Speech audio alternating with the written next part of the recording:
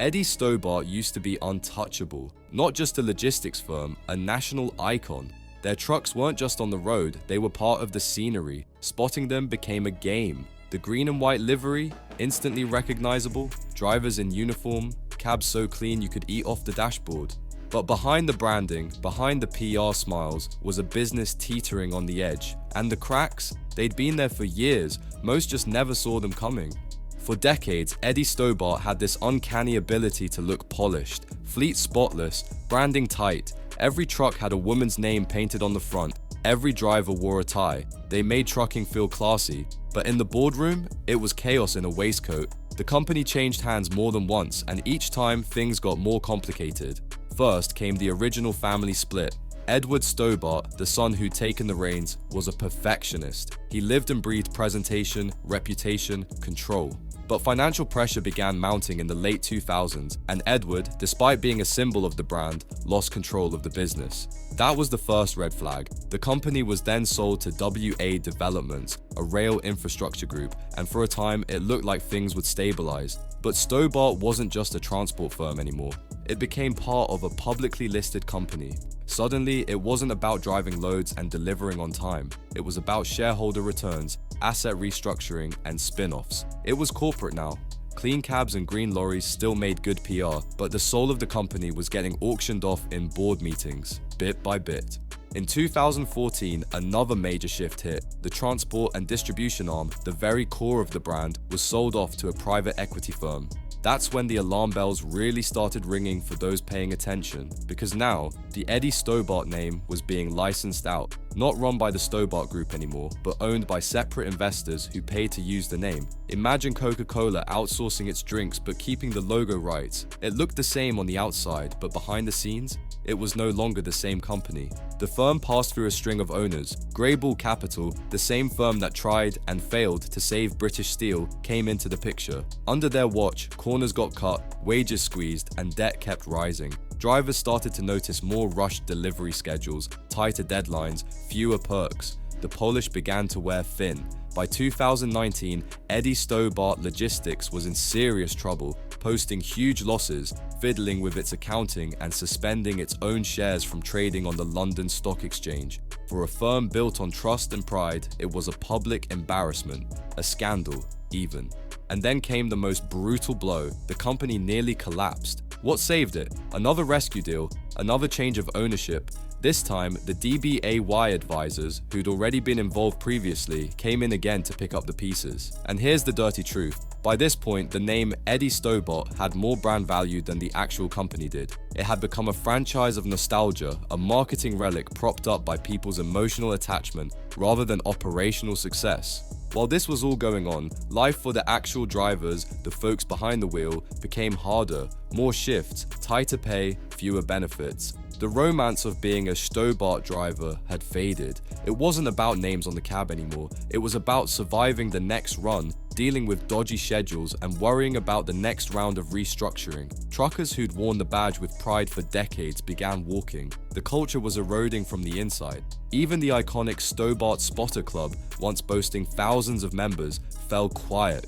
Fewer new trucks, fewer shows, less to celebrate. The fleet kept going, of course. Lorries still moved up and down the M1, still parked up in rows at motorway services, but the spark was gone. It had become just another logo on the road. The brand that once stood for honor, discipline, and national pride was now surviving on legacy fumes. And still, through all of this, many of the public didn't realize what had happened. That's the clever part. The Stobart name never left the roads. But the company that built it, that had long since crumbled, sold off in pieces to whoever fancied a bite. The trucks kept running, but the empire behind them was hollowed out. The fall of Eddie Stobart wasn't sudden, it was more like a slow leak, a deflation of identity, trust, and everything that once made the company great. And the saddest part? Most of it came down to what they did with the brand. Once it stopped being a haulage firm and started being a licensable asset, things were never going to end well. By the time DBAY advisors took majority control in 2020, the business had become a patchwork of logistics operations, subcontractors, debt juggling, and vague ownership lines. They weren't really investing in growing the Stobart fleet. They were looking for ways to leverage the name, brand licensing, asset flipping, outsourcing. The heart of the firm, that family-run ethos, the driver pride, the spotless image, was all being monetized and diluted. And the press wasn't blind to it. Investigative pieces started circling, leaked financial reports, driver testimonials about worsening conditions. Meanwhile, the company continued posting losses, blaming it on volatile market conditions and restructuring. But behind the PR language, it was clear. Eddie Stobart Logistics was no longer the envy of the motorways. It was a shell of its former self, propped up by history and name recognition. The pandemic didn't help either. Supply chains across the UK were hammered, fuel prices up, driver shortages worse than ever.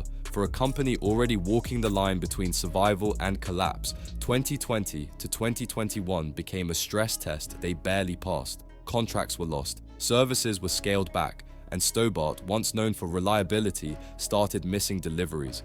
For some of their longtime clients, that was the final straw. But even now, even after all that, the name Eddie Stobart still exists. You'll still see those green and white cabs cruising the M6. But don't let the paint fool you. The company that once operated them with military precision is long gone. What's left is a brand, a look, a memory, and it gets worse. In 2021, Culina Group, one of the UK's biggest food and drink logistics operators, acquired Green White Star Acquisitions, the holding company that now controlled Eddie Stobart. It was yet another change in hands, yet another reshuffling of logos and fleet names. And while Culina's move stabilized the situation and perhaps saved the brand from total oblivion, it also marked the end of an era. Eddie Stobart was no longer Eddie Stobart. It was now just a subsidiary name within a larger conglomerate, part of a portfolio, not a personality. There's a cruel irony here. The brand that built its empire on identity, consistency, and visibility ended up as little more than a sticker on the side of someone else's trailer. The original charm, the culture of honor among drivers, the personalized trucks, the community? Gone. What's left is the name. Just the name. And yet, that name still means something to people. Kids who grew up spotting Stobart trucks on family holidays. Retired drivers who still polish their old uniforms and swap stories at roadside cafes. Collectors with rows of die-cast models in their living rooms. The Eddie Stobart name taps into something deeper than logistics.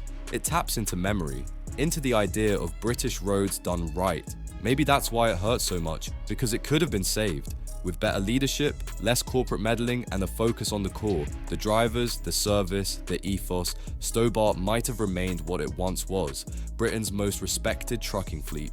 Instead, it became an MBA case study in how to ruin a brand by squeezing it dry. Today, if you ask an older trucker what they think of Eddie Stobart, they'll usually sigh. Some might smile and tell you about the glory days, others might get angry about how it all turned out. But almost all of them agree on one thing: it's not the same anymore. And they're right, because while the trucks still roll and the logo still shines, Eddie Stobart as we knew it, that company doesn't exist anymore. It was sold, split, and spun off, piece by piece, until all that was left was the memory. In the end, Eddie Stobart wasn't just a fleet, it was a feeling, a pride you could see rolling down the motorway. But behind the clean lorries and named cabs was a business that got swallowed by boardrooms and bad decisions. The trucks still move, sure, but the magic, that's long gone. And maybe, just maybe, that's the real tragedy. Not that it fell apart, but that so few people even noticed when it did.